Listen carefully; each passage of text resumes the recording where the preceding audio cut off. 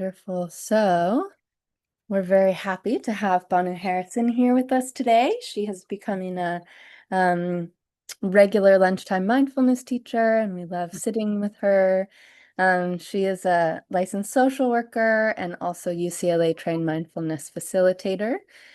She teaches with the UCLA MAPS program as well as the MMTCP training.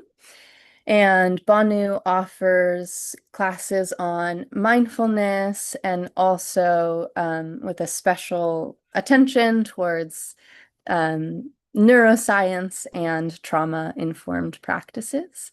She also is a regular on Insight Timer, where she has live sessions and recorded meditations. So I'll go ahead and pass it over to you. We're happy to be with you today, Bhanu. I'm happy to be here too. It's always grounding in the middle of the day to sit. And so I so enjoy being with you. And I love some of all of the comments that you have of what's good enough now is the pace of this day, things you've already done, feeling very content, happy to be home after traveling. So it's so important to, notice what's working well enough in our lives to kind of counteract that negativity bias. So more people might be coming in. So let's use just the first few minutes here to arrive. And then I have a little teaching thing, and then we'll do a longer practice together. And so letting gravity take you to your posture, whatever's comfortable for your body today.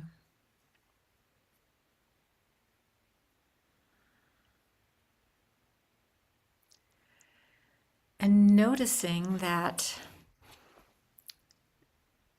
letting yourself surrender to gravity is somewhat effortless, right? We just have to soften, and we can trust that the earth will hold us. We won't go floating away.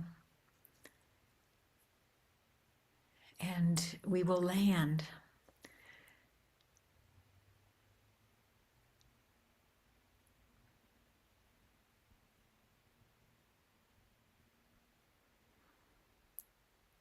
And see if you can feel the sensation of landing in your body, on your seat, on your back, your feet.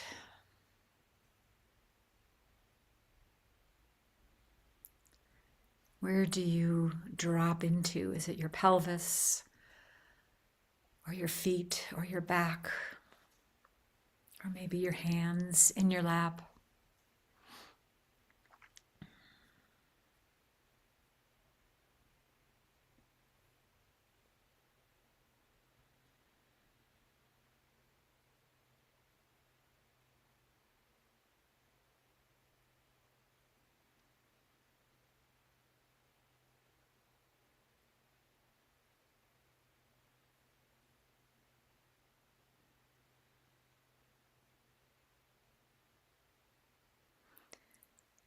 And then inviting your heart to settle. There are plenty of emotions swirling around our planet and in our communities and in our hearts. And just giving your heart and your emotions a landing pad. And just whatever's there is okay. Just to be with it, no need to change or fix or investigate right now. But just welcoming your heart.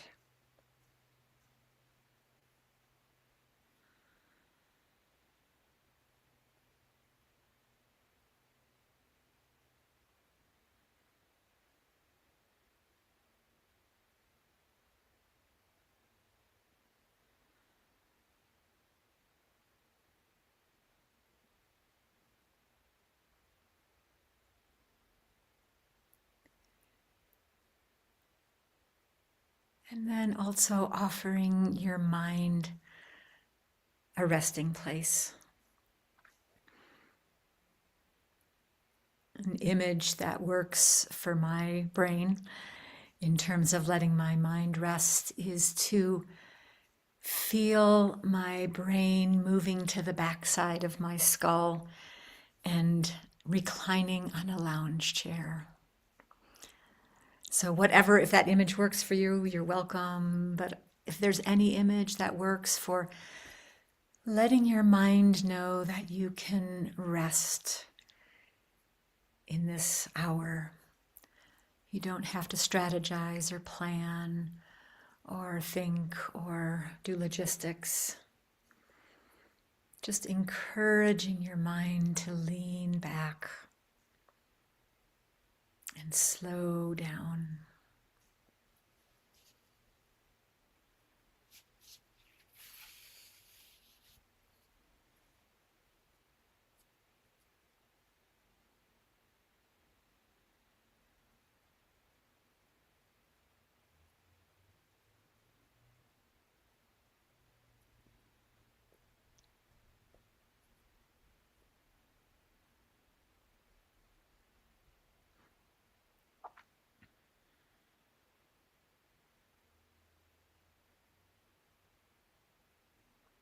You may notice some habitual places of tension or armoring, perhaps your shoulders or your jaw or your forehead.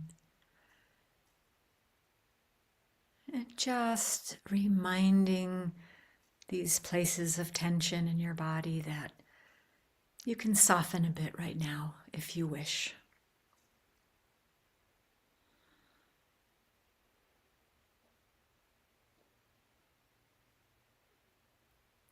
I am in my Sangha, I am being accompanied with others right now. And maybe, dear body, you don't have to hold on so tight.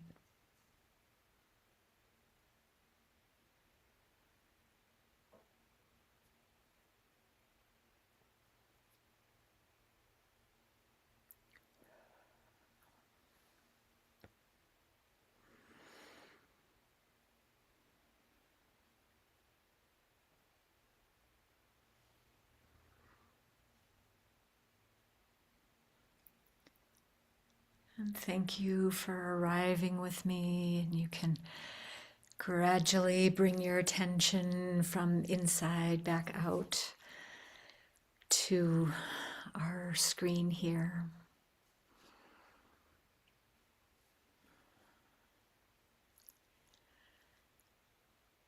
So I was thinking about sort of the topic that I wanted to share with you today, and I'm in a very tender and sweet and liminal and space right now. Last week I spent most of the week with my mom. Some of you may know she's almost 104, but she passed away a week ago today. And I was able to be present with her for the last 4 days and to let her know that she was accompanied. She did recognize me, couldn't speak, opened one eye, gave one little squeeze of the hand. And it's such an honor and a gift to be present. And I was there holding her hand with her last breaths. And there were a number of things that really touched me that I'm starting to metabolize from that experience. And one is that she always was striving, right? She had lived in a spiritual community since 1974, so she had 52 years in a spiritual community, and she was always really hard on herself. And she was always critical, like, oh, I need to meditate more and I'm not doing it good enough. And, I don't want to come back in the next life. I want to, achieve enlightenment now. And, she had her challenges, being in an assisted living facility for 4.5 years, which is really long, going in at 99. And, you know, it was really hard for her. She was really critical of all the crazy people that were there, and she was missing her bubble of her ashram. And so we worked together, right? She needed the care. And I made the analogy of how Buddha had to come down out of his palace to see the suffering of the world. And that this was her journey now. She had to come out of the safety of ashram life to live in a facility with people with Alzheimer's and dementia and wheelchairs and walkers and incontinence. And she was so funny. In the beginning, when she first moved there, she'd say, "Oh, there's that crazy guy who walks around all the time and muttering." And I go, "So, Mom, he is suffering. Can you see his soul behind the suffering? And can you send him kindness?" And I repeated it enough that when she started, like, "Oh, there's that crazy woman," and she goes, "Oh, that's the person I'm supposed to be kind to." And it's like, "Yes, Mom, you're getting it."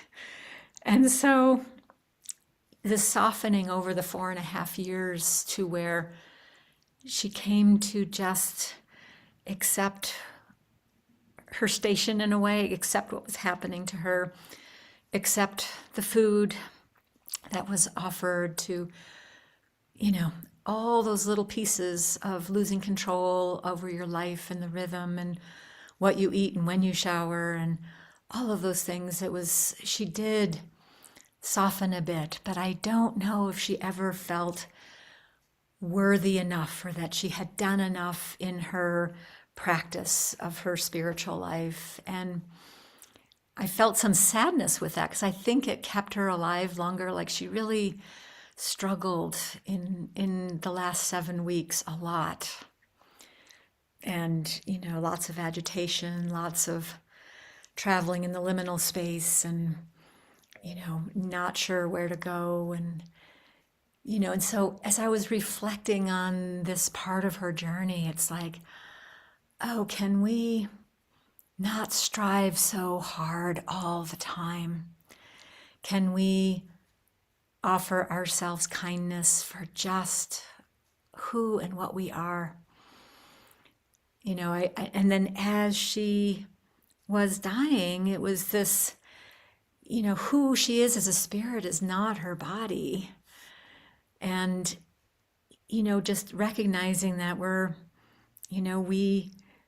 are beings that are inhabiting this human form, and it isn't going to be tidy and neat. It's going to be a little messy, and there's going to be emotion. And can we feel that we're enough? Can we extend that grace to ourselves while still having impetus for our practice? Right? Because a lot of times, I know for myself, having lived in a spiritual community for 8 years way back in my youth, that striving was really a favorable quality to have, and to be really harsh and critical and just rigorous. And I've softened up over the years too. And it's a gift to be in these bodies. It's a gift to to have this mindfulness practice, to sense into our wise self. And can we have as the impetus for our practice curiosity and wonder, as opposed to, oh, I've got to meditate, and I've got to sit up straight, and I've got to focus on my breath, and I've got to manage this crazy mind of mine. And but can I just be curious about what's here right now? So, and then the last part that I'll weave into our practice together was I felt the really deep sanctity of our breath. As you know, my practice became sitting with mom and holding her hand and tending to her breaths and seeing if she was struggling or not, if she needed more morphine or not, and what those last breaths were. And I may be tearful here, but you know, we come in with that first breath and then we leave with that last breath. And I felt the absolute wonder and awe and sanctity of every breath that we each have. And it was so beautiful. And it's in the week that has, you know, lapsed between when my mom passed last Wednesday, I have been, you know, honoring my own breath. Like I'm more aware of my breath and the gift of this breath. You know, it was just a very profound experience. And in her last breaths, when there were more pauses of, is there going to be another little inhale? Oh, there's one, and more pause, and just right at that edge, you know, it's just so mysterious and so liminal. And then there's no breath, and maybe is there going to be, and it's like, I think she did it, you know. And so I just have so much wonder for my breath, and I feel so grateful for it. So I just wanted to share that as a context of how can we maybe drop the struggle of striving in our practice and be with ourselves and honor this beautiful bodysuit that we have, and just not have to work so dang hard at, you know, at being conscious, you know. So let's do a practice together. And then there will be some times for comments or questions afterwards.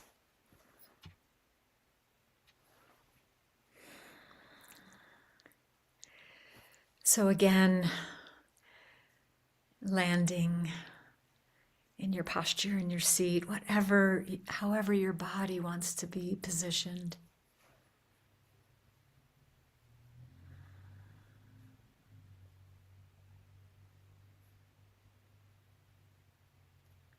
And as we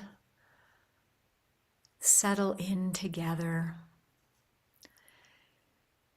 if attending to your breath works for you, notice just how your body is breathing you. It does it automatically. And for those of you where the breath is not as comfortable to place your attention, see if you can find another sensation in your body that tells you you're alive. So it might be your heartbeat, or maybe feeling the pulse in your wrists or your belly, or maybe hearing gurgling in your digestive tract, or maybe even feeling that slight buzz of energy, of kind of effervescence of aliveness, that prana that's enlivening us. You might feel that in your legs, or your fingers, or your chest.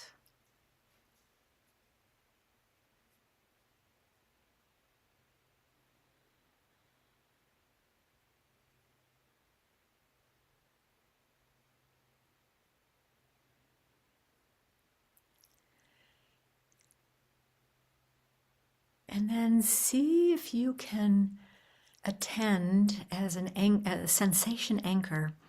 Attend to this sensation, not with rigor to bring your mind back again and again to this anchor, but out of adoring it, out of treasuring this in-breath and this out-breath, of falling in love with your aliveness. Even if you're struggling with health issues, or you're still here, you're still alive, and how can you just be in wonderment as your anchor, your wonderment of aliveness?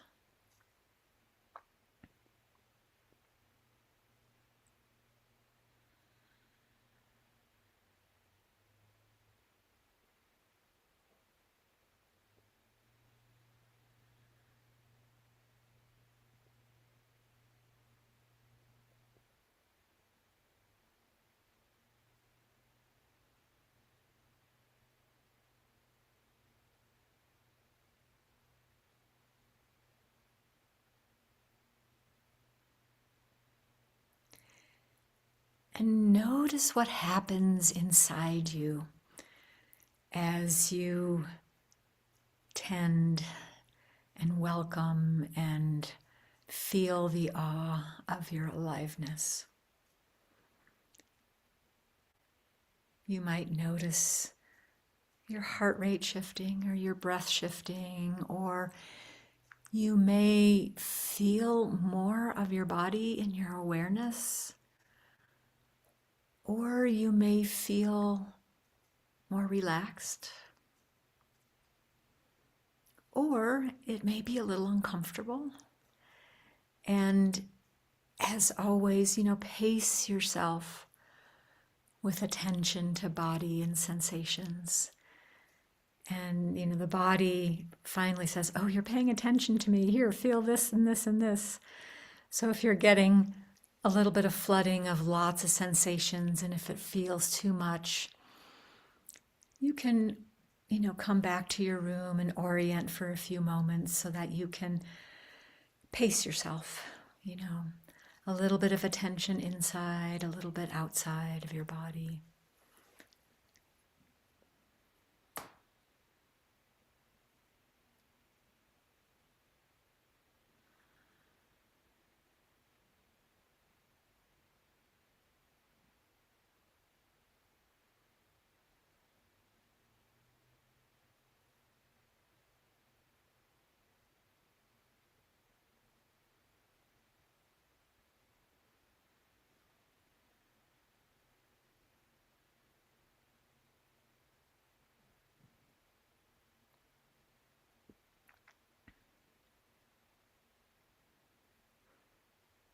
Seeing if there's a rising sense of gratitude for your body, or welcoming. Most of us are not aware of our bodies often. And that's our culture and our beautiful brains that, tease us to stay in them. And we often don't honor and drop into our body. And so do that to your capacity today, a bit at a time.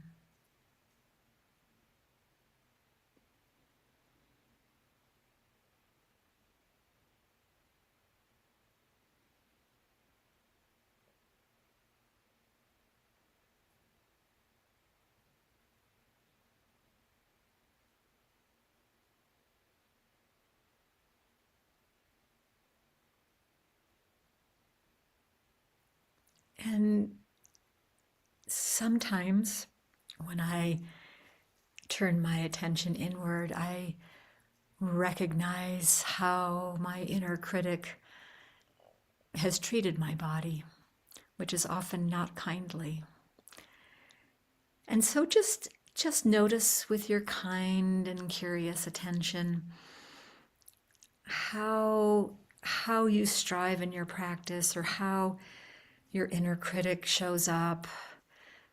Sometimes a critic is a motivator. Sometimes your inner critic is a protector. And just get a sense if what your critic says to you is helpful or not. Or you might even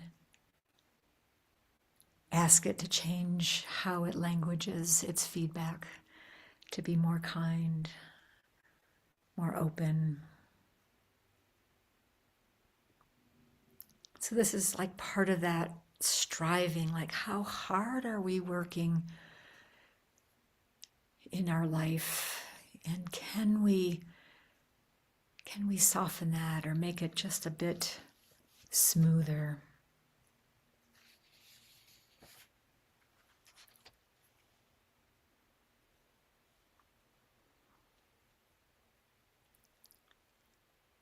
And I have a couple of poems for you today. I'll read one now because it's about compassion. It's entitled The Spreading by Rosemary Watola Trommer. Sometimes a seed of compassion slips into my brain and lands in a place where before only anger could grow. These seeds appear when I stop seeing humans as only our actions and start seeing all of us as walking wounds. They appear when I see others finding ways to be generous, to be kind. If I offer the seed the barest scrap of attention, it begins to grow roots. Then a stem, then seed leaves, more leaves, a bud. But what allows for this growth is far beyond me. Rather, some gift that comes through when me and my story get out of the way. This is how I sometimes come to find a whole field of inner daisies thriving in a place I once torched to the dirt.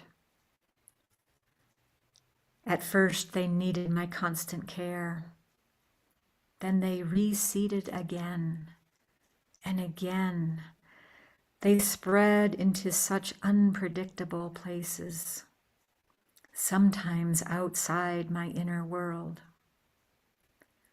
The same way the seeds arrived in me, through kindness, through love.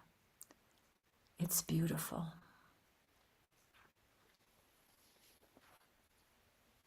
And so as we kind of renegotiate our being with our bodies and our hearts and our mind, can we plant some seeds of compassion and some worthiness and some enoughness that we can not strive and effort so hard.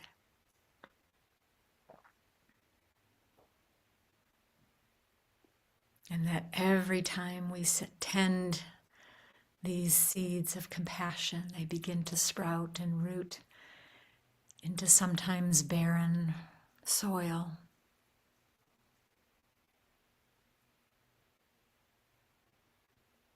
And sometimes we marvel at the field of daisies that are growing within.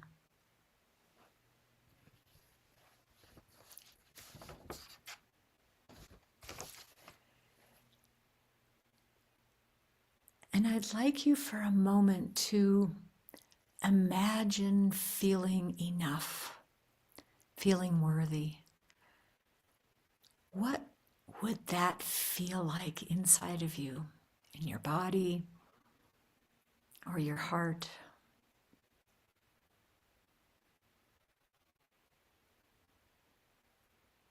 Perhaps you might fill up your whole skin and feel full of your beautiful self. Or maybe there's warmth or softness.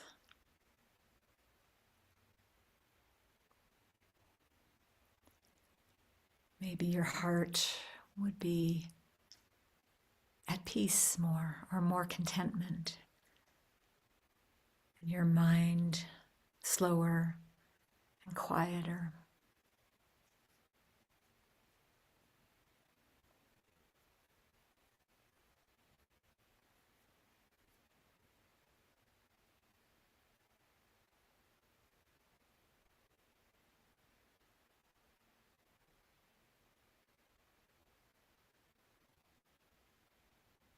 Feeling enough just as you are in this moment. Welcoming the all of you. Feeling the wonder of your aliveness.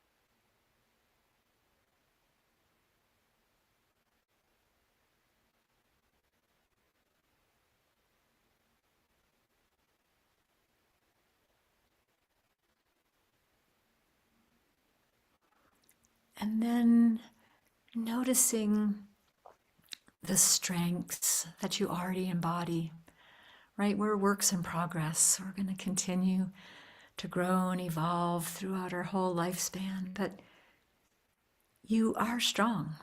You have strengths, you have resilience, you have joy. So notice these bright spots in your being.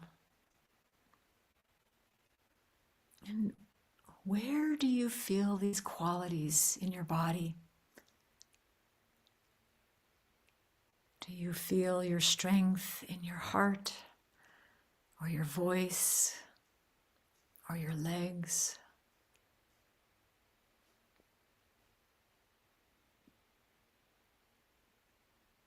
Does your joy bubble out of your heart like bubbly water, the effervescent little bubbles?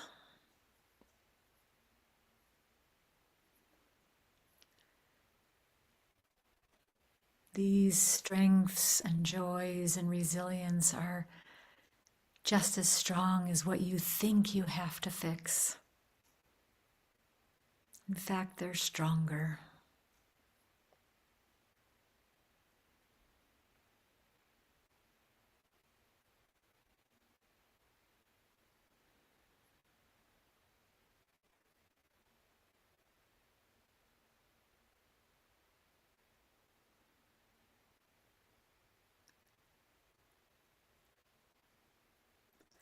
And let yourself savor yourself. Let yourself delight in who you are in this moment, just as you are.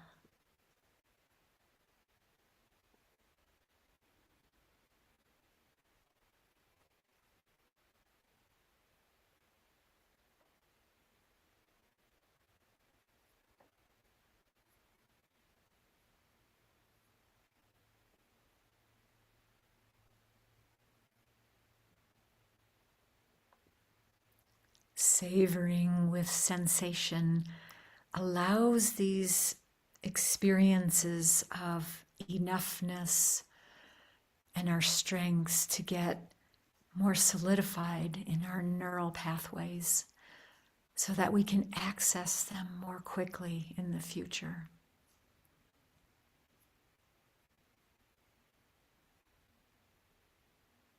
It's like stretching out the qualities and noticing and sensing the wonder of our breath and the beauty of our laughter.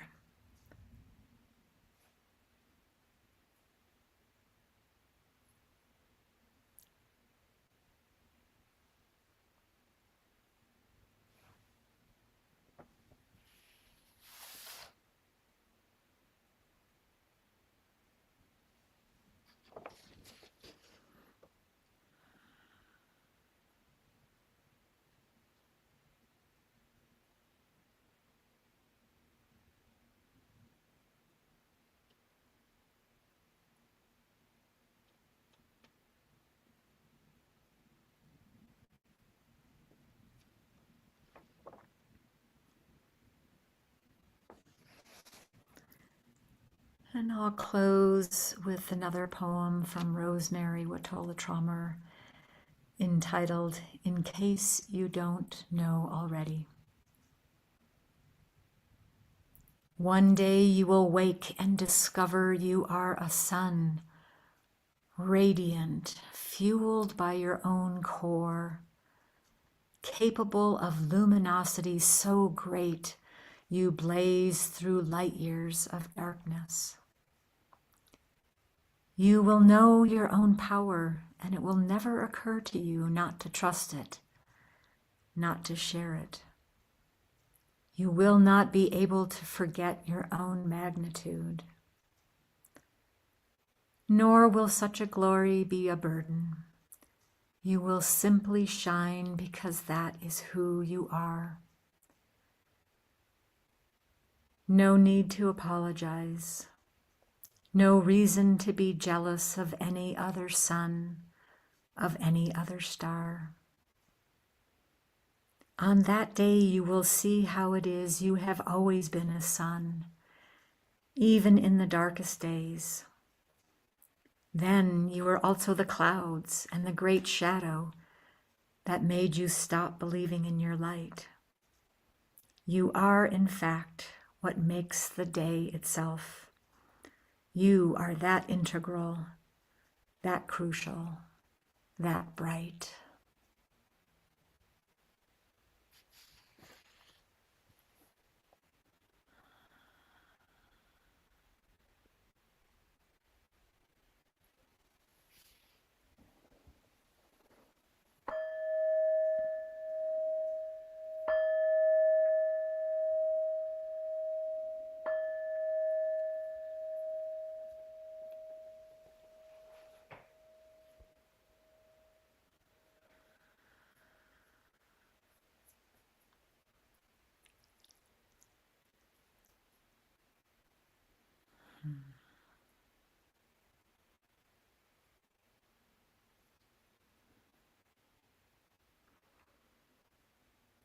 Thank you all for letting me share the tenderness of my week, and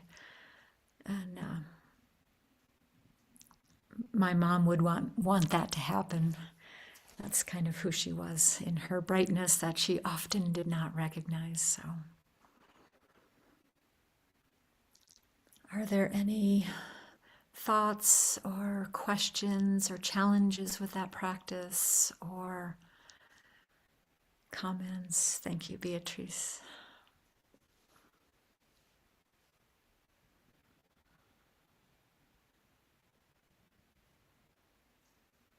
Yes, Susan. Well, I want to thank you very much for sharing your very personal story about with your mom. And I was also with my mom at the end. It wasn't a long, drawn out process, but she was only 74 and I'm 75 now. So I'm thinking, I've outlived my parents already, but I stayed with her all night at the hospital in a beautiful room. They have a special room for that. It was all white. And I was with her till the end. I, wasn't aware of the breath thing, but I think that's so profound. And I was not as enlightened then as I am now, but I was really glad I got to be with her till the end because she was like the closest person to me in my life. Mm. But and I was thinking about what you're saying about how we are the sun and the poem, and even if my jaw hurts, at least I'm aware that, oh, I'm alive and my jaw has to have a jaw that hurts. So, but I was thinking about how I was traveling and how amazing, like Monday I was walking up the pyramids in Mexico City to the top. And came, my thighs are hurting today. And my friend said, it's because you walked up those steps. So just to be able to do something like that and to kind of be back in LA and just like, Monday you're walking the pyramids and Monday night you're like, it's just great. Life is just amazing. So I'm very grateful for this practice and just to appreciate the the joy that pain can remind me of, that I'm alive and that my thighs might hurt, but I was able to climb a pyramid. So that was great. Ah, how beautiful. And, it is a unique experience to be with a loved one when they pass. And to appreciate, I think it was John Kabat-Zinn who said, if you're breathing, there's more right with you than wrong, right? For those of Right. you that have taken MBSR. So, yeah.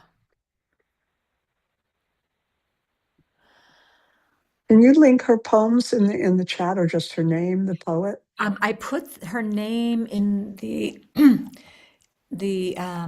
yes, she has, I'll type in the poem names.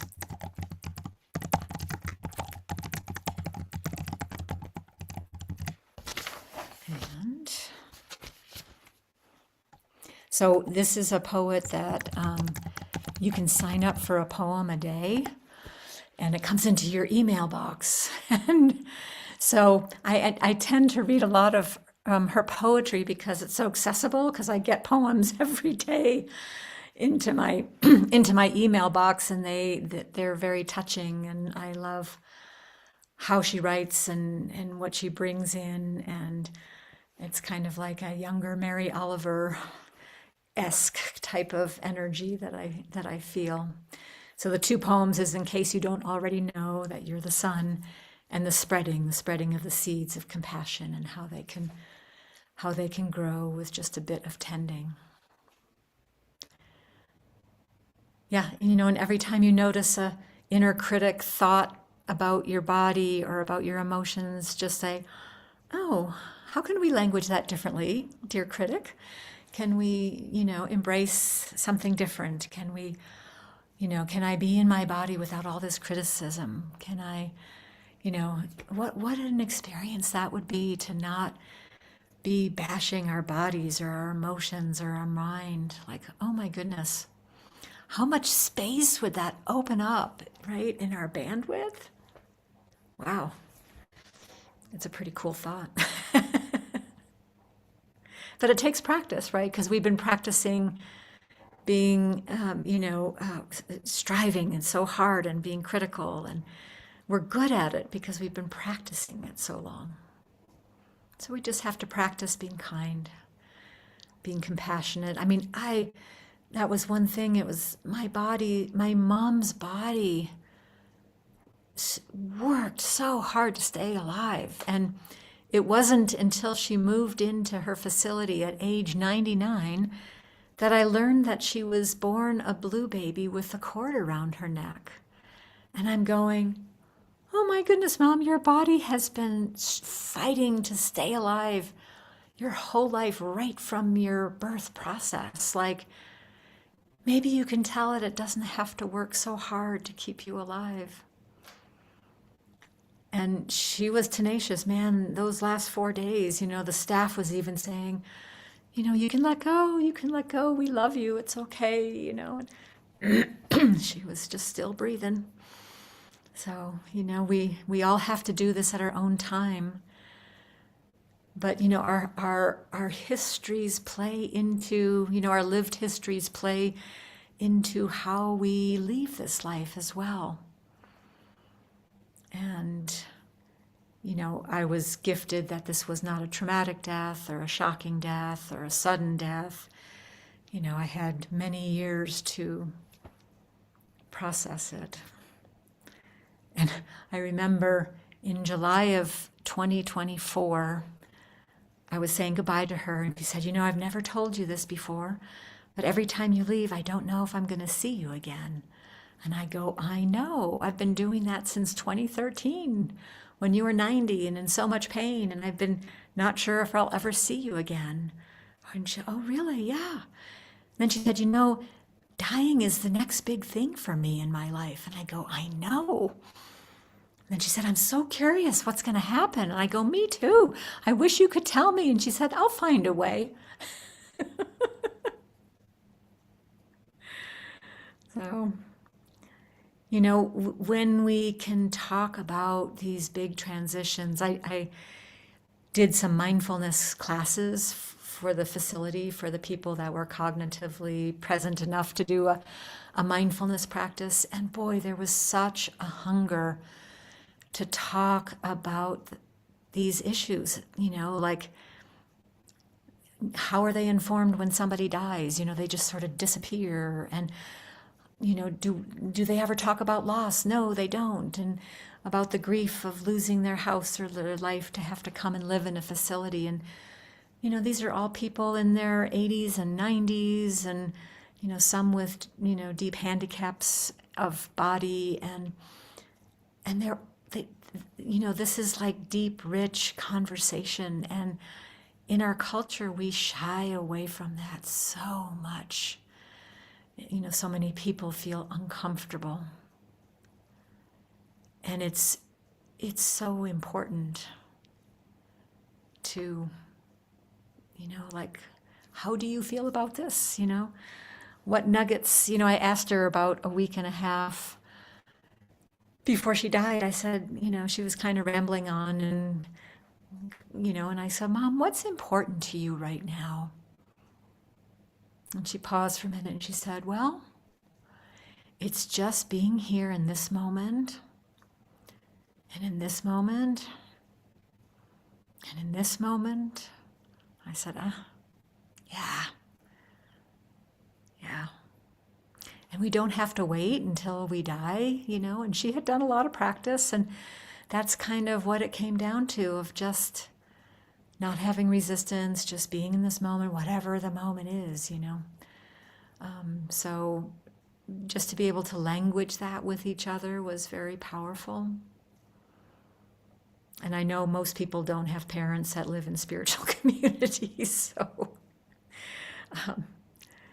but a lot of people are afraid of the end, and, you know, just to talk about those fears or worries or, you know, all of that. So,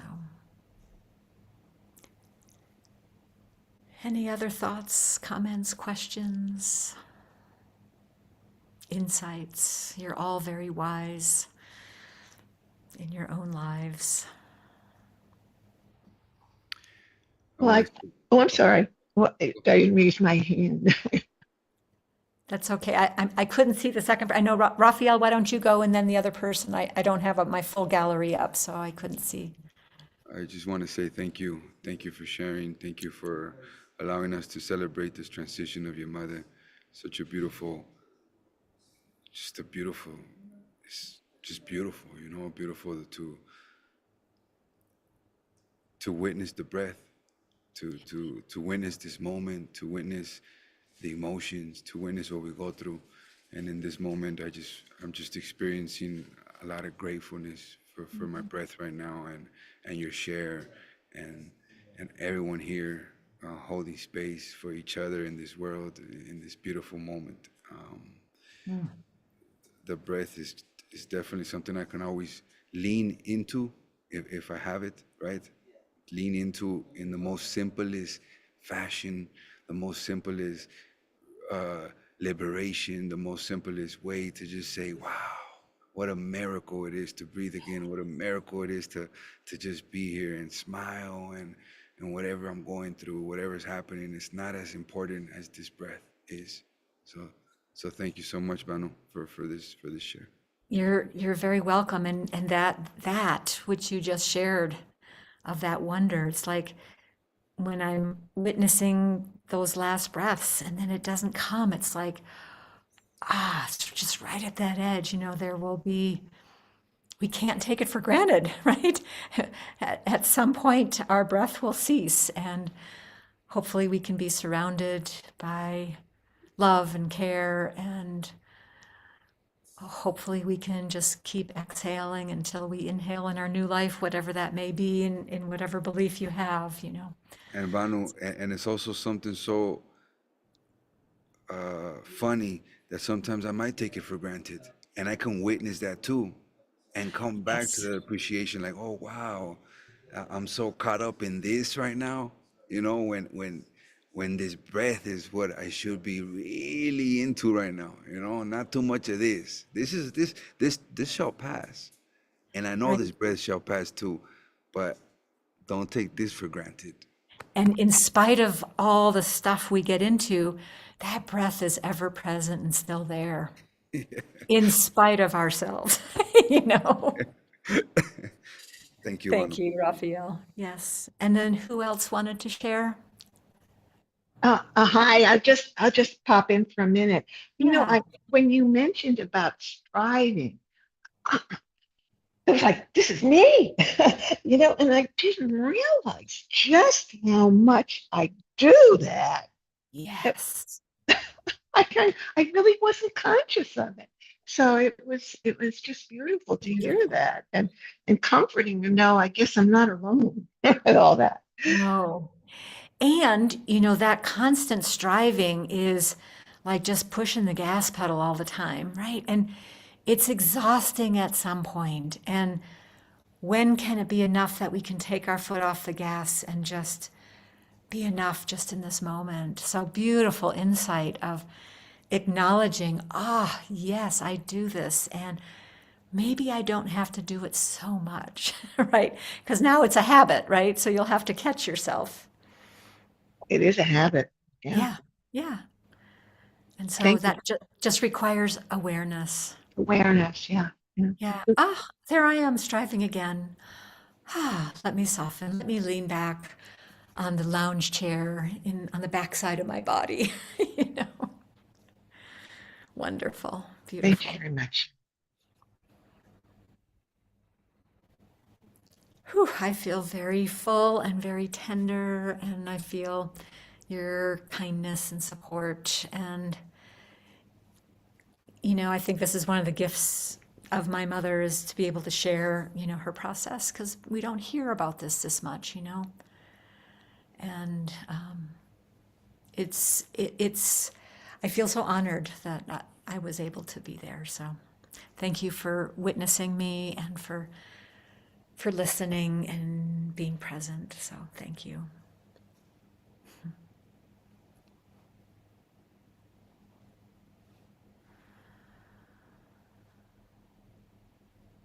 And I invite you to be curious as you step out of this meditation space.